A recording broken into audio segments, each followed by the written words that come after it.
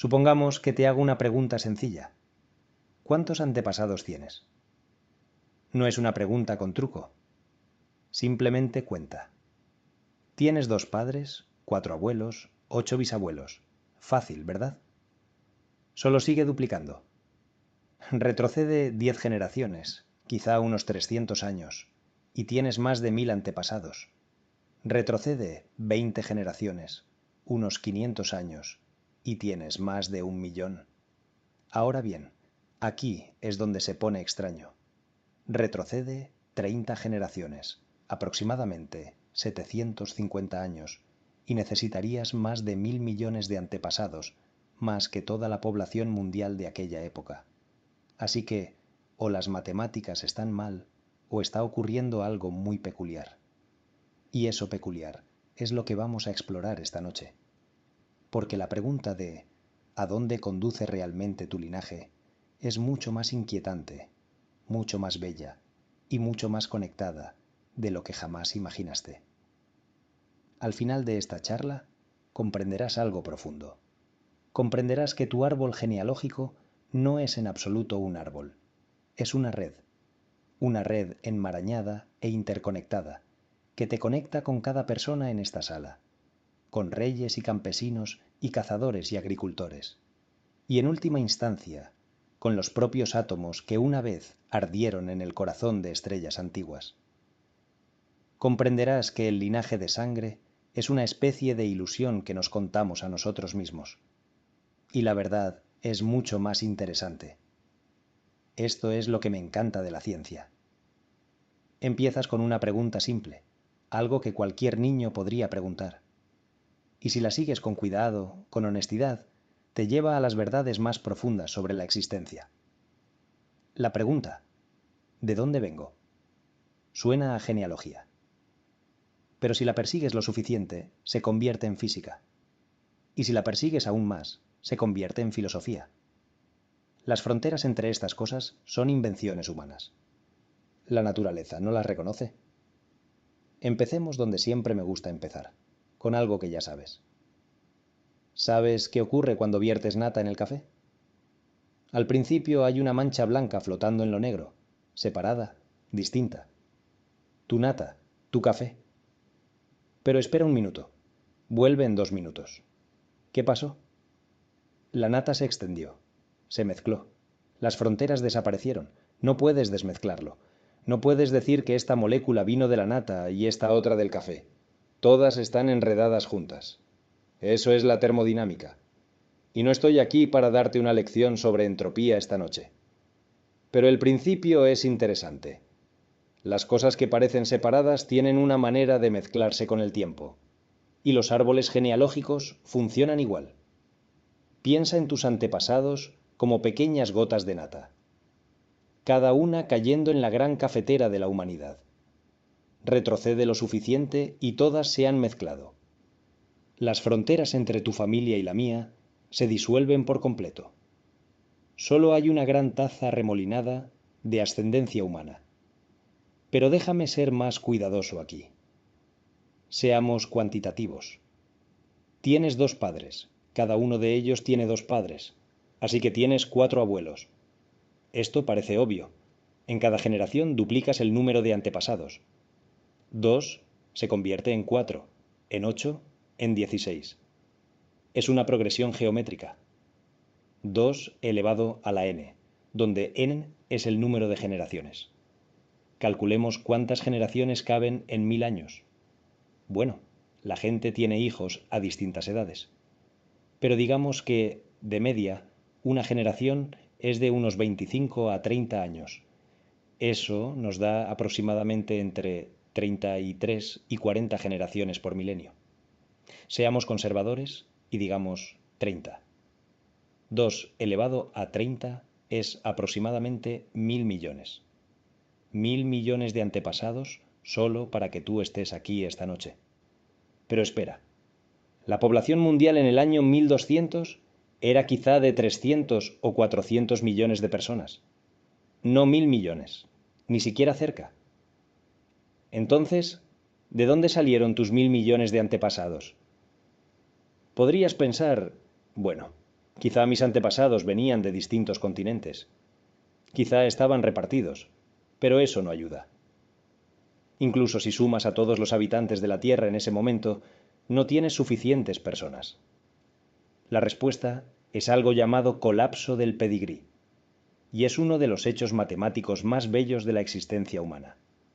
Verás, tu árbol genealógico no es realmente un árbol. Un árbol se ramifica hacia afuera.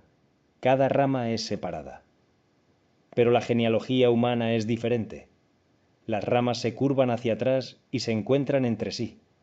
Tu tataratatarabuela por el lado de tu madre podría ser también tu tataratatarabuela por el lado de tu padre. La misma persona ocupa múltiples lugares en tu árbol genealógico. Y esto no es raro. Es universal. Es matemáticamente necesario. Piénsalo de esta manera. La gente tiende a casarse con personas que conoce, personas que viven cerca, personas del mismo pueblo, de la misma ciudad, de la misma región. Históricamente, la mayoría de los matrimonios se daban entre personas que vivían a una distancia que se podía recorrer a pie. Y en cualquier región dada, todos ya están, en cierto grado, emparentados. Esto no es una peculiaridad de poblaciones aisladas, es la norma durante la mayor parte de la historia humana. Antes de los trenes, antes de los coches, antes de los aviones, la gente se quedaba donde estaba. Vivían toda su vida a pocos kilómetros de donde habían nacido. Se casaban con sus vecinos, y en un pueblo de unos pocos cientos de personas, tus vecinos ya eran tus primos, por muy lejanos que fueran. Un profesor llamado Robin Fox estimó que alrededor del 80% de todos los matrimonios en la historia humana fueron entre primos segundos o parientes más cercanos. No porque la gente fuera extraña, sino porque simplemente no había tanta gente alrededor y te casabas con quien estaba disponible.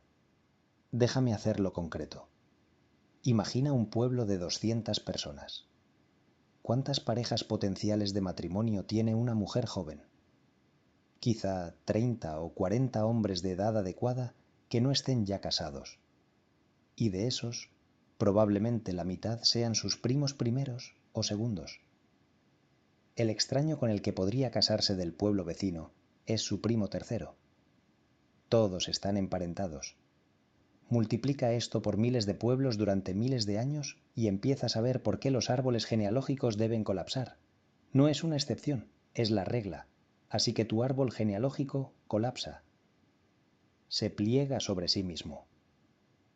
En lugar de 1.000 millones de antepasados separados en el año 1200, tenías quizá unos pocos miles de individuos únicos, cada uno apareciendo cientos o miles de veces en distintas ramas de tu genealogía. Y aquí viene la parte sorprendente. A medida que retrocedes más, empeora o mejora, dependiendo de cómo lo mires. Alrededor del año 1000, el colapso es tan severo que un matemático llamado Kenneth Wachter calculó algo notable. Cada persona que estaba viva en Inglaterra en el momento de la conquista normanda en 1066, cada una que dejó descendencia, es antepasada de cada inglés moderno de hoy. No de algunos de ellos, de todos ellos. Espera, déjame decirlo otra vez, porque es importante. Si alguien en Inglaterra en 1066 tiene algún descendiente vivo hoy, entonces esa persona es antepasada de cada persona inglesa hoy. No eres especial, no desciendes de un linaje único. Todos los que podían ser tus antepasados lo son. Esto no es misticismo, son matemáticas. Un estadístico de Yale llamado Joseph Chang desarrolló las matemáticas con precisión. Construyó modelos que tenían en cuenta la geografía y la migración y toda la complejidad desordenada de las poblaciones humanas reales. Y lo que encontró fue notable.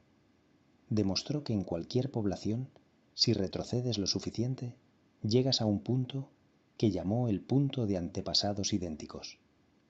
Antes de ese punto, cada persona que estaba viva era o bien antepasada de todos los vivos hoy, o bien antepasada de ninguno.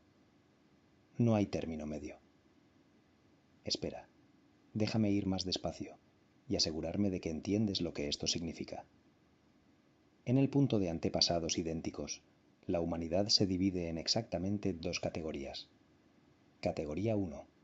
Personas que no tienen ningún descendiente vivo. Su línea genética terminó. Tal vez murieron jóvenes.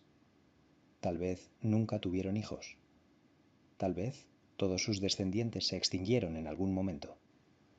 Categoría 2. Personas que son antepasadas literalmente de todos los seres humanos vivos hoy. No hay una tercera categoría. No hay nadie que sea antepasado de algunas personas, pero no de otras. Si tu línea sobrevivió en absoluto, se extendió hasta abarcar a toda la humanidad. Para la humanidad en su conjunto, teniendo en cuenta la geografía y la migración y toda la complejidad de la historia humana, Chang estimó que este punto fue hace unos 5.000 a 7.000 años, lo cual es sorprendentemente reciente. Pongámoslo en perspectiva. La Gran Pirámide de Giza se construyó hace unos 4.500 años. Según la estimación de Chang, todas las personas que estaban vivas cuando esos bloques se arrastraban hasta su lugar, todas las que tienen algún descendiente vivo, son antepasadas tuyas y mías, y de todos los demás, los faraones, los esclavos, los ingenieros, los panaderos, los agricultores a lo largo del Nilo. Si tienen descendientes en absoluto, todos están en tu árbol genealógico. Pero se vuelve aún más reciente para poblaciones que comparten más historia. Para los europeos, Chang calculó que el antepasado común más reciente de todos los europeos vivos hoy fue hace unos 1.400 o 1.600 años. Eso es la Edad Media. Es más cercano que Cristóbal Colón. Piensa en lo que eso significa. Cada europeo vivo hoy, sin importar de qué país sea, sin importar lo que digan sus tradiciones familiares, desciende de la misma persona que vivió alrededor del año 1400. No es lo más probable o lo más posible, es matemáticamente cierto, dado el modo en que las poblaciones se mezclan. Y aquí hay algo aún más extraño. Según los cálculos de Chang, dentro de 2000 años a partir de ahora, probablemente todos en la Tierra descenderán de casi todos los que estén vivos hoy y tengan descendencia. Tus tataratataranietos, si los tienes, estarán emparentados con los descendientes de todos los que estén en esta sala y dejen descendencia. Ahora bien, podrías objetar, podrías decir, espera un momento, yo tengo ojos azules y mi amigo tiene ojos marrones. Nos vemos diferentes, venimos de países distintos, ¿cómo podemos tener todos los mismos antepasados? Y aquí es donde necesitamos hablar de la diferencia entre ascendencia genealógica y ascendencia genética, porque no son lo mismo. Déjame explicarlo. Cuando tus padres te hicieron, cada uno contribuyó con la mitad de tu ADN. Recibiste 23 cromosomas de tu madre y 23 de tu padre. Sencillo. Pero cuando tú transmites ADN a tus hijos, ocurre algo interesante. Los cromosomas no permanecen intactos, se barajan, se rompen y se recombinan. Un proceso llamado recombinación mezcla segmentos de la contribución de tu madre y de tu padre en nuevas combinaciones. Así que tu hijo no recibe una copia intacta de los cromosomas de tu madre, recibe una mezcla barajada. Este barajado ocurre en cada generación y tiene una consecuencia que la mayoría de la gente no se da cuenta. Déjame darte un ejemplo concreto. Piensa en tus cromosomas como una baraja de cartas. Tienes dos barajas, una de mamá y otra de papá. Cuando haces un bebé, no transmites una de tus barajas intacta. En su lugar, mezclas piezas de ambas barajas para crear una nueva baraja híbrida. Algunas cartas de la baraja de mamá, algunas de la de papá, todas mezcladas. Ahora imagina que este barajado ocurre una y otra vez, generación tras generación. Después de unas cuantas rondas, las barajas originales están irremediablemente mezcladas. Una carta que estaba en la parte superior de la baraja del abuelo puede acabar en el fondo de la tuya o puede perderse por completo en la mezcla. retrocede 6 o 7 generaciones hasta tus tatarabuelos. Tienes 64 de ellos, en teoría, pero algunos de ellos pueden no haber contribuido con ningún ADN a ti en absoluto. 0. Son tus antepasados genealógicos, lo que significa que desciendes de ellos a través de una cadena de relaciones padre-hijo. Pero no son tus antepasados genéticos, porque los segmentos particulares de ADN que llevaban no lograron pasar a través de todo ese barajado. Y esto no es raro, es común. Los genetistas han calculado que más allá de unas 5 o 6 generaciones, definitivamente tendrás algunos antepasados que no contribuyeron con ningún ADN a ti. De hecho, si retrocedes unos 450 años, tienes más de 32.000 antepasados genealógicos, pero solo llevas ADN de unos 1.000 de ellos. Los otros 31.000 están conectados a ti genealógicamente, pero son genéticamente invisibles. De hecho, la probabilidad de heredar 0 ADN de un antepasado aumenta rápidamente a medida que retrocedes en el tiempo. Para cuando llegas a tus antepasados de octava generación, hay una probabilidad razonable de que muchos de ellos no hayan contribuido en nada a tu genoma. Así que aquí está la situación extraña. Todos los que estaban vivos hace 5.000 años y dejaron descendencia son tus antepasados genealógicos, pero la mayoría de ellos no son tus antepasados genéticos. Sus genes no llegaron hasta ti. Se perdieron en el barajado. Desciendes de millones de personas, pero solo llevas ADN de unos pocos miles de ellas. Esto es a la vez humillante y asombroso. Significa que tu singularidad genética proviene de un subconjunto diminuto de tu árbol genealógico real. El resto de tus antepasados están presentes solo como nombres, como abstracciones matemáticas, como conexiones en una red que une a toda la humanidad. Pero ahora, vayamos más profundo. Hagamos una pregunta más fundamental. ¿Qué es un antepasado en realidad? Hemos estado hablando de genealogía, de relaciones padre-hijo, de ADN, pero pensemos en esto a nivel de átomos. ¿Cuál es la sustancia física que te conecta con tu tatarabuela? Aquí hay un hecho que podría inquietarte. La mayoría de los átomos de tu cuerpo ahora mismo no estaban en tu cuerpo hace 7 años. Tu cuerpo está constantemente tomando átomos del entorno y devolviendo átomos a él. El agua que bebes, la comida que comes, el aire que respiras, entran átomos, salen átomos. No eres un objeto estático, eres un patrón, un proceso, un remolino en el río de la materia.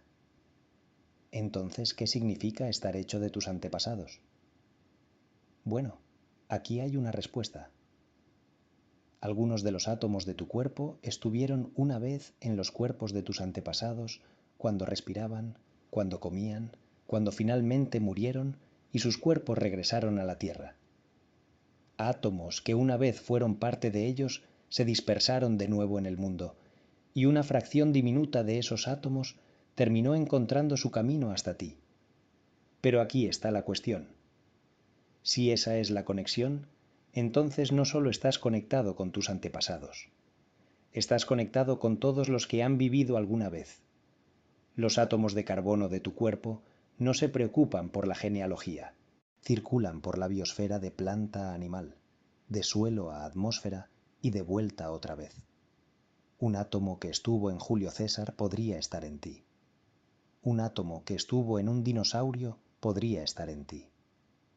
Los átomos no llevan etiquetas. De hecho, un físico calculó una vez que cada respiración que tomas probablemente contiene al menos una molécula que fue exhalada por Julio César. Piénsalo. En cada respiración, la mezcla es así de completa. Así que, a nivel atómico, la ascendencia se vuelve irrelevante. Todos estamos hechos de lo mismo. Las fronteras entre tus átomos y los míos son completamente arbitrarias. Pero déjame ir aún más lejos. Preguntemos de dónde vinieron esos átomos en primer lugar. Esta es una historia hermosa y es una historia verdadera. Al principio había hidrógeno. Solo hidrógeno. El elemento más simple. Un protón. Un electrón. Eso es casi todo lo que el universo creó en el Big Bang. Algo de helio y una traza de litio. Pero casi todo era hidrógeno. Ahora bien, el hidrógeno es simple, pero no es muy interesante si quieres construir una persona. No puedes hacer huesos con hidrógeno. No puedes hacer ADN. No puedes hacer un cerebro.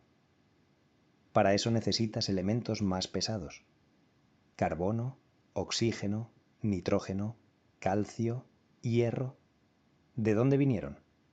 De las estrellas. En lo profundo de los núcleos de las estrellas, a temperaturas de millones de grados, los átomos de hidrógeno se aprietan y se fusionan en helio. Eso es lo que hace brillar a las estrellas. Pero cuando el hidrógeno se agota, ocurre algo notable.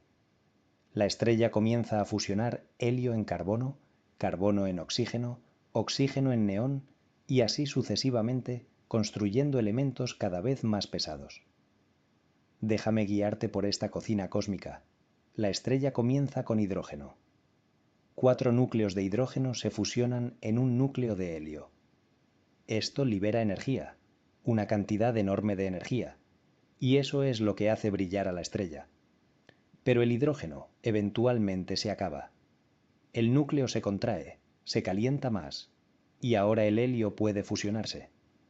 3 núcleos de helio se unen y forman carbono. Esto se llama el proceso triple alfa, y es una coincidencia notable de la física nuclear. Si los niveles de energía fueran ligeramente distintos, el carbono sería inestable y no estaríamos aquí para hablar de ello. A partir del carbono, la estrella produce oxígeno, luego neón, luego silicio. El núcleo es ahora como una cebolla, con capas de diferentes elementos, cada capa más caliente que la de arriba, fusionando cosas distintas. Pero hay un límite. La fusión libera energía hasta llegar al hierro. Más allá del hierro, la fusión absorbe energía. Así que la estrella se queda sin combustible. Y para una estrella masiva, lo que sucede a continuación es catastrófico. El núcleo colapsa en menos de un segundo. El núcleo interno cae hacia adentro a una cuarta parte de la velocidad de la luz. Las capas exteriores se desploman y luego rebotan. La estrella explota. Una supernova. Durante unas pocas semanas, una estrella moribunda puede brillar más que una galaxia entera. Y en esa explosión titánica, en ese estallido de energía y materia, se forjan elementos más pesados que el hierro: oro, plata, uranio, yodo, los bloques de construcción de planetas y personas. Algunos elementos pueden incluso provenir de eventos más violentos que las supernovas. Cuando dos estrellas de neutrones, los núcleos colapsados de estrellas masivas muertas, giran una alrededor de la otra y se fusionan, producen una kilonova.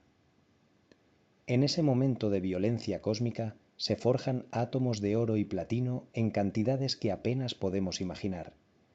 Así que el oro de un anillo de bodas pudo haberse creado cuando dos estrellas de neutrones colisionaron en algún lugar de la galaxia hace miles de millones de años. Los átomos viajaron por el espacio. Se convirtieron en parte de la nube que formó nuestro sistema solar, se asentaron en la Tierra, fueron extraídos del suelo, fundidos, moldeados y colocados en el dedo de alguien. Cada átomo tiene una historia como esta. Todo este material se dispersa en el espacio.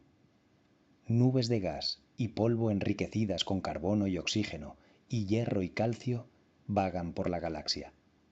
Y eventualmente, algunas de esas nubes colapsan bajo la gravedad y forman nuevas estrellas con planetas.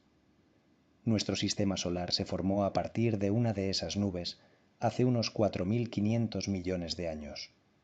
La Tierra se formó a partir de escombros que orbitaban el joven Sol.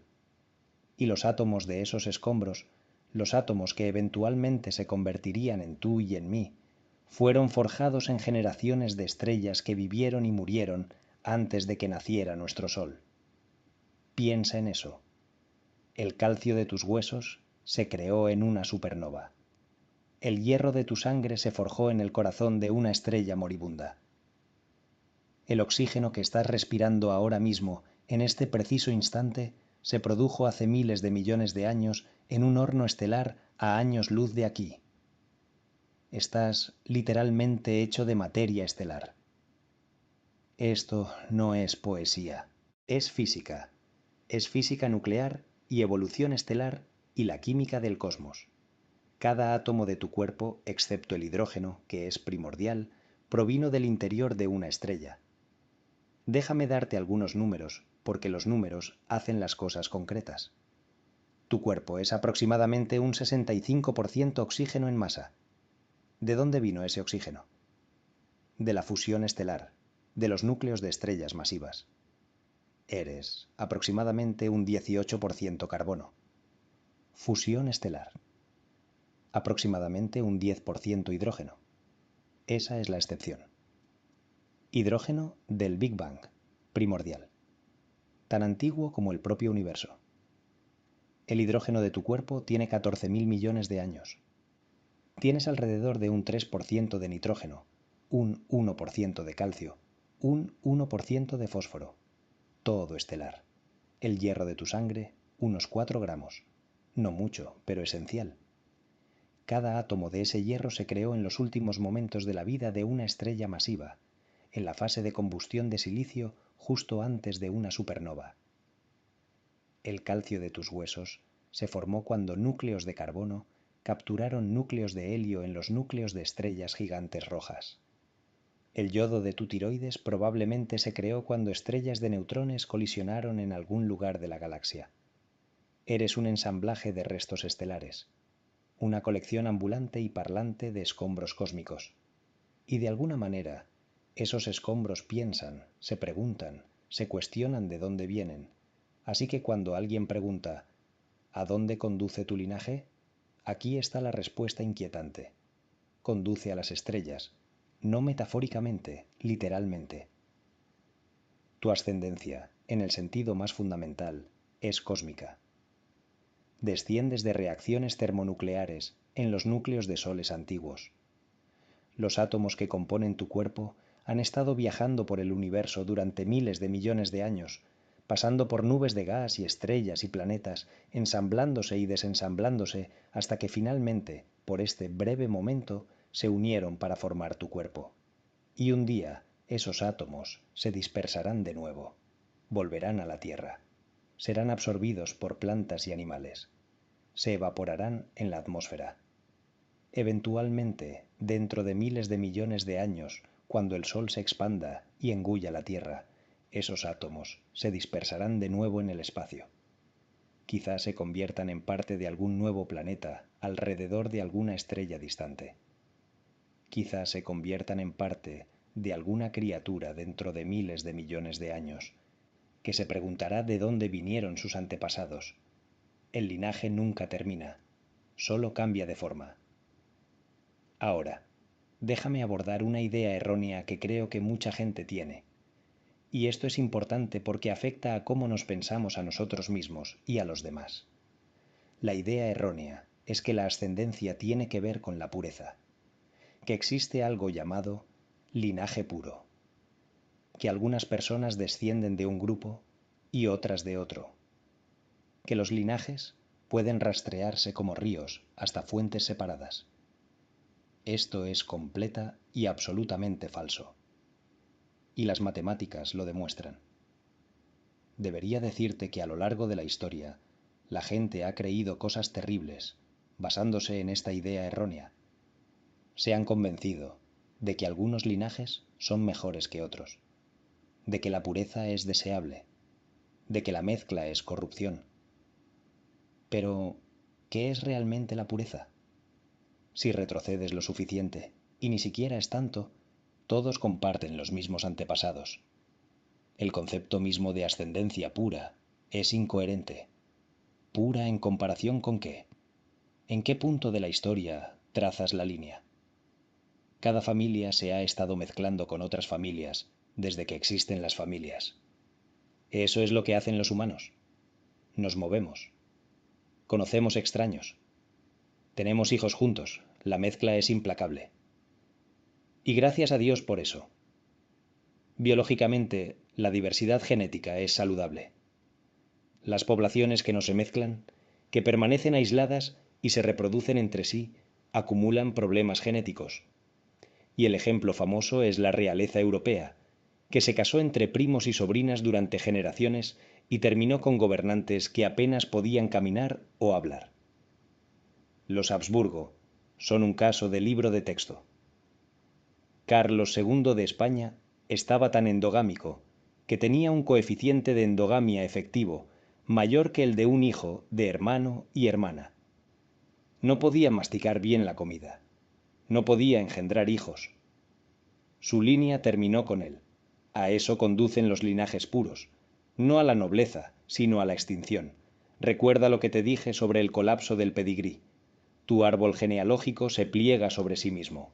Y no solo se pliega dentro de tu propia familia, se pliega junto con el árbol de todos los demás. Retrocede lo suficiente y el árbol de todos se fusiona en la misma red. No hay ríos separados. Hay un gran océano de ascendencia, y todos estamos nadando en él juntos. El punto de antepasados idénticos significa que todos los vivos hoy tienen, en principio, exactamente el mismo conjunto de antepasados desde ese momento, no similares, idénticos. Si pudieras listar a todas las personas que vivieron hace 7000 años y dejaron descendencia, esa lista sería exactamente la misma para ti, para mí y para todos los demás en el planeta. Las diferencias que vemos, las diferencias de apariencia, de cultura, de idioma, provienen de la historia más reciente. ¿De qué descendientes heredaron qué genes? ¿De qué poblaciones migraron? ¿Hacia dónde y con quién se mezclaron? Pero estas son arrugas en la superficie de una unidad mucho más profunda. En el nivel más profundo, todos somos una sola familia, no como una aspiración moral, sino como un hecho matemático. Déjame proponerte un experimento mental, un pequeño ejercicio para la imaginación. Imagina que pudieras seguir un solo átomo de carbono. Este átomo está actualmente en tu uña. Sigamos su historia hacia atrás. Antes de estar en tu uña, estaba en la comida que comiste, digamos una manzana. Antes de eso, estaba en el manzano. El árbol lo tomó de la atmósfera, del dióxido de carbono. Antes de eso, fue exhalado por algún animal. Antes de eso, estuvo en el cuerpo de ese animal, en su comida, en las plantas de las que provenía la comida. Retrocede más. El carbono circula por la biosfera, por el suelo, el océano y la atmósfera. Ha sido parte de millones de organismos durante millones de años. Árboles y bacterias y peces y dinosaurios. Todos alojaron este átomo durante un tiempo. Y aquí es donde se pone interesante. En algún momento de la historia, este átomo pudo haber sido parte de un ser humano. Quizá de muchos seres humanos a lo largo de los milenios. Un escriba egipcio, un soldado romano, un campesino medieval, tu propia tatarabuela. No puedes saberlo. No hay manera de rastrearlo. Pero estadísticamente, dada la forma en que los átomos se mezclan tan completamente en la biosfera, las probabilidades son altas de que los átomos de tu cuerpo hayan estado en incontables otros cuerpos antes. Retrocede aún más. Antes de que existiera la vida, el carbono estaba en la corteza terrestre, en gases volcánicos, en la sopa primordial. Antes de eso, estaba en la nube de polvo que formó el sistema solar. Antes de eso, vagaba por el espacio, expulsado de una estrella en explosión. Síguelo aún más atrás, dentro de esa estrella, siendo forjado a partir de elementos más ligeros, dentro de la nube de gas que formó esa estrella, y atrás, y atrás, y atrás, a través de generaciones de estrellas hasta llegar al hidrógeno primordial del Big Bang. Ese solo átomo de carbono ha estado en un viaje de 14.000 millones de años. Ha sido parte de nubes de gas y estrellas y planetas y de innumerables seres vivos. Y ahora, por un momento, es parte de tu uña. Y aquí está la cuestión. Podrías hacer esto con cada átomo de tu cuerpo. Cada uno tiene su propia historia. Cada uno ha estado en un viaje cósmico. Y esos viajes se han cruzado y entrelazado de maneras inimaginables. hay unos 7 octillones de átomos en tu cuerpo.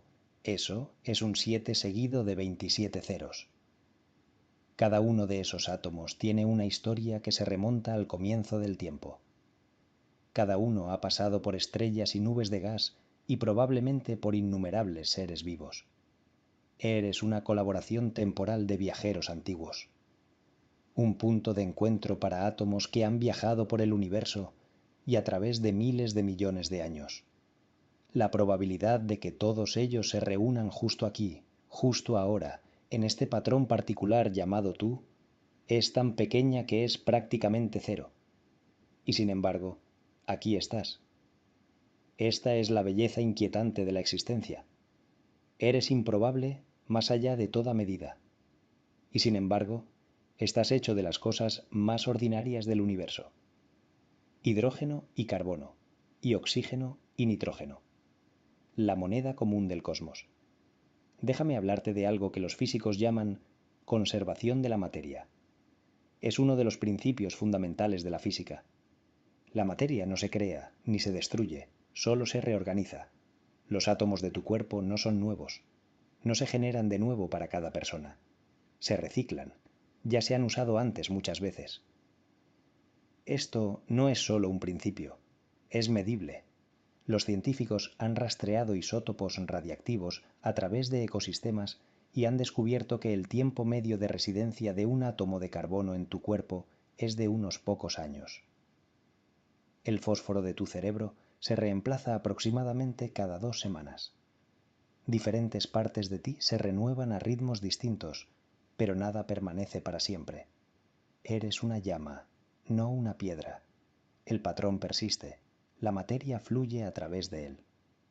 Esto significa que la conexión material entre tú y tus antepasados no es metafórica. Los átomos de sus cuerpos se liberaron cuando murieron, y esos átomos se dispersaron por el entorno, y una fracción de ellos terminó en ti. Pero también significa que la conexión material entre tú y todos los que han vivido es igualmente real. Estás hecho de átomos que estuvieron en Cleopatra y en Gengis Khan y en los pintores de las cuevas de Lascaux. Estás hecho de átomos que estuvieron en personas que vivieron hace 10.000 años y en personas que murieron el año pasado.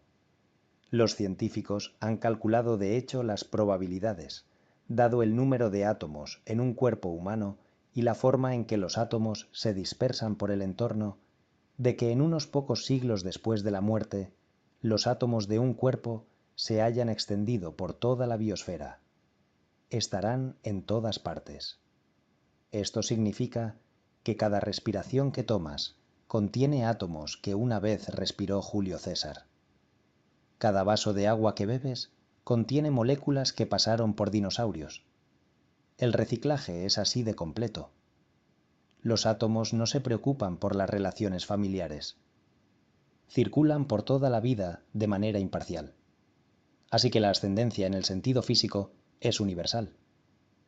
Todos los que han vivido alguna vez son tus antepasados, hablando atómicamente. Y tú serás un antepasado de todos los que vivan en el futuro, tengas hijos o no. Porque los átomos de tu cuerpo volverán al fondo común y serán absorbidos por generaciones futuras. No hay escapatoria de la familia de la vida.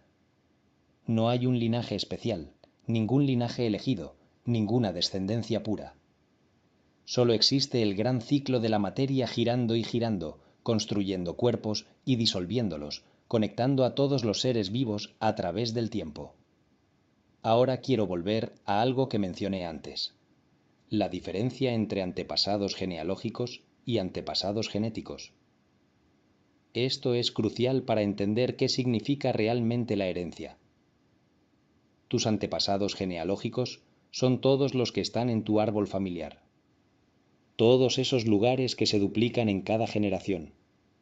Miles de millones de antepasados teóricos si retrocedes lo suficiente, colapsando a través del colapso del pedigrí en unos pocos miles de individuos únicos en cualquier momento dado del pasado. Tus antepasados genéticos son un conjunto mucho más pequeño. Son las personas que realmente contribuyeron con segmentos de ADN que lograron llegar hasta ti a través de todo el barajado y la recombinación. Aquí hay un número que podría sorprenderte. Retrocede unas 6 generaciones hasta tus tatarabuelos. Tienes 64 de ellos en teoría. Quizá menos por el colapso del pedigrí, pero de media solo unos 32 de ellos contribuyeron con algún ADN a ti. La mitad de ellos son callejones sin salida genéticos en lo que a ti respecta. Retrocede más y se vuelve más extremo. Para tus antepasados de octava generación, alrededor de 256 personas, la mayoría de ellos no ha contribuido con nada a tu genoma. Y esto importa porque la gente suele pensar en la genética como una especie de identidad esencial. Se hacen pruebas de ADN y miran porcentajes. Soy un 23% de esto y un 47% de aquello. Y piensan que esto les dice quiénes son, quiénes fueron sus antepasados. Pero el ADN es solo un registro parcial. No es una historia completa. La mayoría de tus antepasados, numéricamente hablando, no dejaron ningún rastro genético en ti. Están conectados contigo genealógicamente, pero son genéticamente invisibles. Así que si buscas tu identidad en tus genes, estás mirando una imagen muy selectiva, muy incompleta. Tu ascendencia completa es mucho más grande y diversa de lo que tu genoma puede revelar. Las personas que no contribuyeron con ADN a ti fueron tan reales, tan presentes en la cadena de acontecimientos que condujo a tu existencia como las que sí lo hicieron. Sus decisiones y sus vidas dieron forma al mundo que habitaron tus antepasados genéticos. Esta es otra forma de ver que la ascendencia no se trata solo de genética. Se trata de todo el tejido de la historia humana, la red de vidas que hicieron posible la tuya. Déjame pausar e intentar explicártelo como lo haría un niño brillante de 12 años. Porque si no puedo hacer eso, en realidad no lo entiendo yo mismo. Aquí está la versión simple. Si pudieras dibujar tu árbol genealógico con tú en la parte inferior y tus padres encima y los padres de ellos encima, se vería como un triángulo invertido que se hace cada vez más ancho. Pero si sigues dibujando, retrocediendo cientos y miles de años, el triángulo no puede seguir creciendo para siempre. No había suficientes personas en el mundo, así que las líneas tienen que empezar a conectarse, tienen que encontrarse y fusionarse. Esto significa que tu árbol genealógico no es realmente un árbol en absoluto. Es más como una red o una malla. Los hilos se entretejen todos juntos. Retrocede lo suficiente, unos pocos miles de años, y la red de todos es la misma. Todos estamos conectados con los mismos antepasados. Cada persona en la Tierra comparte los mismos parientes lejanos. Ahora, ¿qué hay de lo que estás hecho? Los átomos. Esos están aún más conectados. Cada átomo de tu cuerpo ha sido parte de otras cosas antes, otras personas, otros animales, estrellas incluso. Los átomos no vienen con etiquetas. Se reciclan una y otra vez.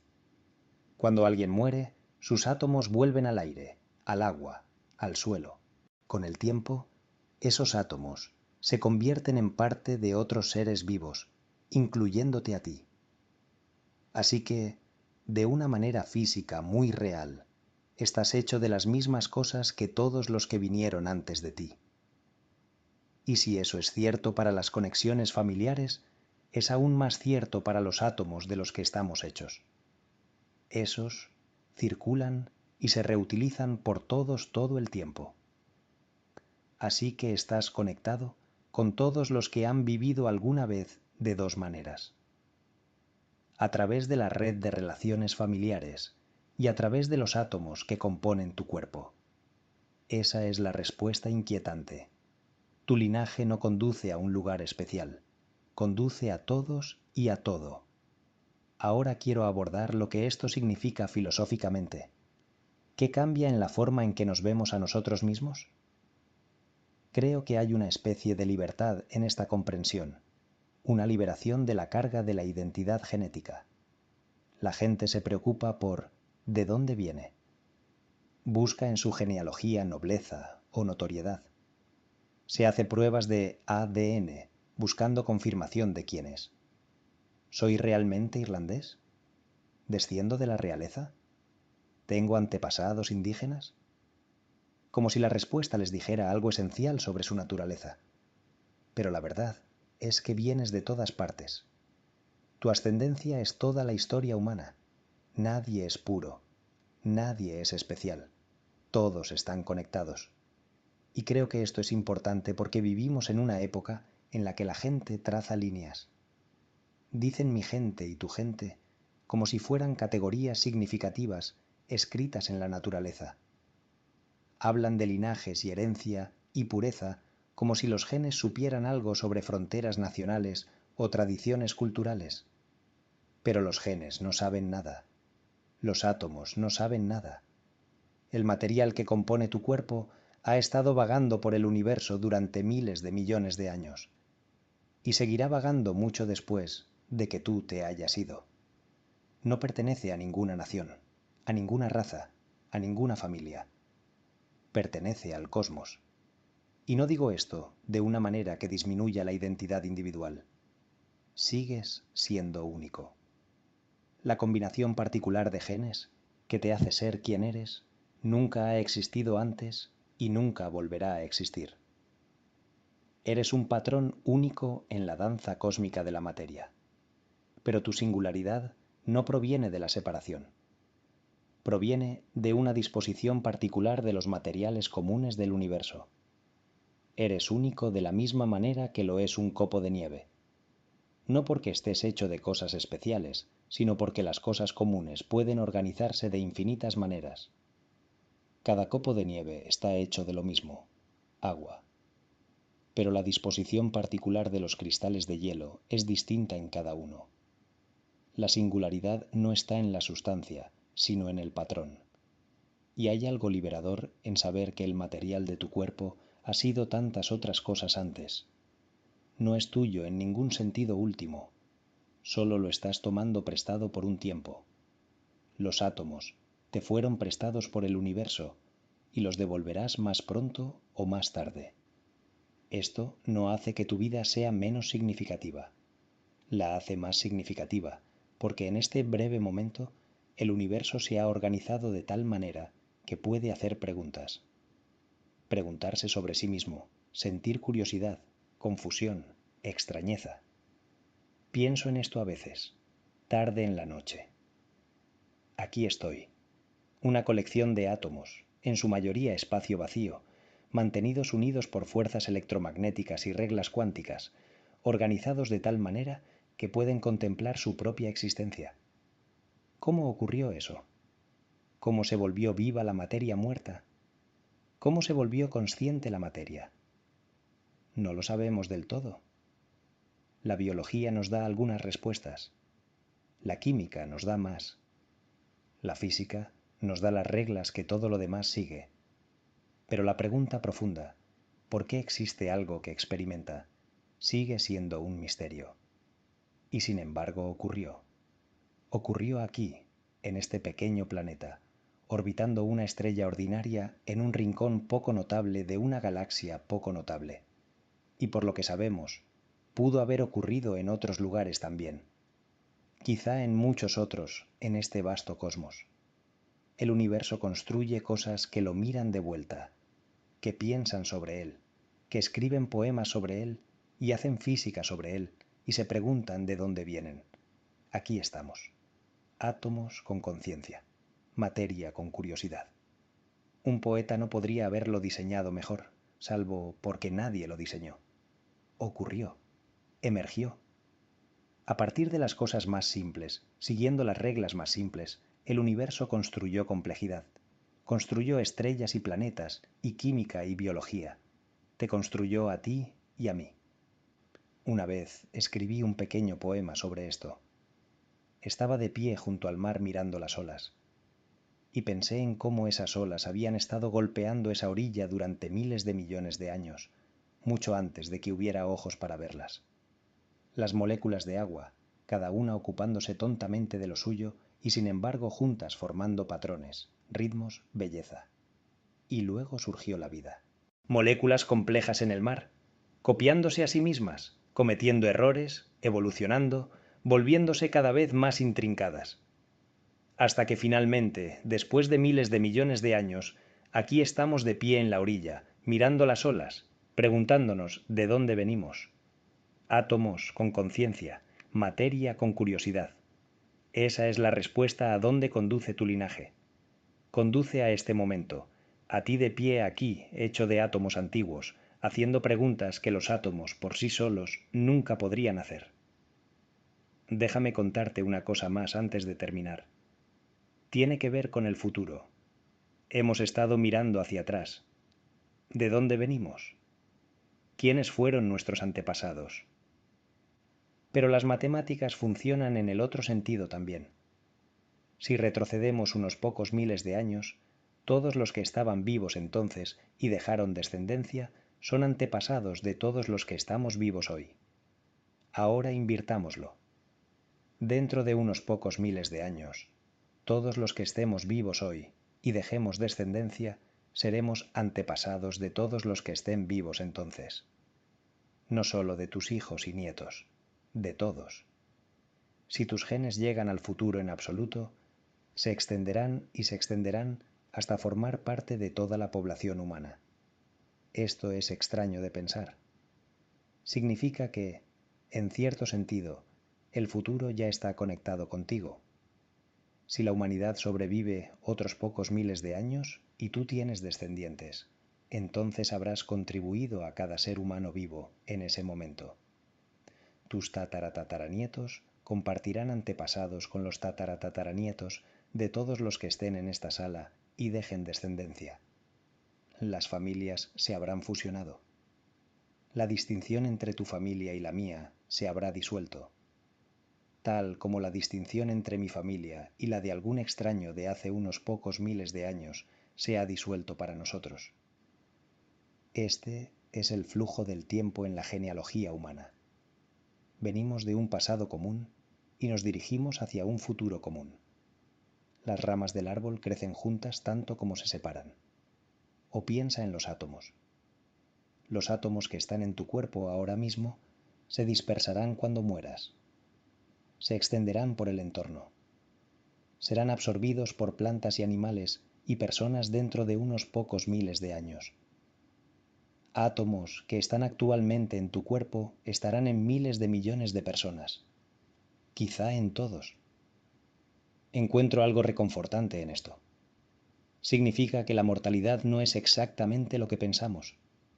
Tú, como ser consciente, como entidad consciente que se conoce a sí misma, eso terminará. No voy a fingir lo contrario. Pero la materia que compone tu conciencia, el patrón que sostiene tus recuerdos, no desaparecerá simplemente, se dispersará. Se convertirá en parte de otras cosas. No solo desciendes del pasado, serás un antepasado del futuro. Tus átomos estarán en los cuerpos de personas que aún no han nacido. Tu influencia, por pequeña que sea, se propagará hacia adelante en el tiempo. Esto no es inmortalidad en ningún sentido personal. No estarás allí para verlo. Tu conciencia, sea lo que sea, no persistirá. Pero la materia que te compone continuará, transformada y reorganizada, participando en la historia continua de la vida. Y en un sentido cósmico, incluso esa historia no es el final. Eventualmente, dentro de miles de millones de años, el Sol morirá. La Tierra será consumida o dispersada. Los átomos que nos hicieron volverán al espacio interestelar. Y esos átomos pueden convertirse en parte de nuevos mundos alrededor de nuevas estrellas. La historia puede continuar de maneras que no podemos imaginar. La materia que actualmente está organizada como tú y como yo puede algún día estar organizada como algo completamente distinto. Algo que piense y se pregunte, haciendo las mismas preguntas que hacemos nosotros. ¿De dónde venimos? ¿Cómo llegamos aquí? ¿Quiénes son nuestros antepasados? La respuesta siempre será la misma. Venimos del universo. Estamos hechos de su sustancia. Nuestros antepasados son las estrellas. Ahí es donde conduce tu linaje. No a una familia o nación o grupo étnico particular. No a la nobleza o al campesinado. No a la pureza o a la mezcla. Conduce al propio cosmos, al Big Bang y a las primeras estrellas, a supernovas y nubes de gas, y al lento ensamblaje de planetas. Eres el universo mirándose a sí mismo. El cosmos haciéndose preguntas sobre el cosmos. Materia que se ha vuelto consciente por un breve momento centelleante antes de regresar a las profundidades inconscientes de las que provino. Y eso, creo yo, es la respuesta más inquietante de todas. Ahora bien, algunas personas encuentran esto perturbador. Quieren que su ascendencia sea especial. Quieren descender de reyes, o guerreros, o santos. Quieren un linaje que los distinga. Pero creo que la historia real es mucho más emocionante. No desciendes de un solo linaje. Desciendes de todos los linajes que han sobrevivido. Llevas en ti la memoria genética de cazadores y recolectores, agricultores y nómadas, conquistadores y conquistados de todos los rincones del planeta. Tus antepasados sobrevivieron a glaciaciones y plagas y hambrunas. Cruzaron océanos y montañas y desiertos. Amaron y lucharon y criaron hijos en circunstancias que apenas podemos imaginar. Y toda esa lucha, toda esa persistencia, toda esa suerte increíblemente improbable condujo a ti. Y sin mencionar los átomos. Los átomos de tu cuerpo han estado en un viaje que hace que cualquier migración humana parezca trivial. Han cruzado años luz. Han soportado temperaturas de millones de grados. Han sido comprimidos en los núcleos de estrellas moribundas y dispersados en explosiones que eclipsaron galaxias. Eres el último capítulo de una historia que comenzó hace 14.000 millones de años. Y puedes estar despierto para ello. Puedes pensar en ello, preguntarte por ello. Eso me parece suficientemente milagroso. No necesito un linaje real. La próxima vez que alguien te pregunte por tu ascendencia, tu linaje, tus raíces, recuerda esto. Estás hecho de materia estelar. Compartes antepasados con cada persona de este planeta. Tus átomos han sido parte de miles de millones de otros seres vivos. Y algún día serán parte de miles de millones más. Estamos todos juntos en esto, literalmente, atómicamente, cósmicamente.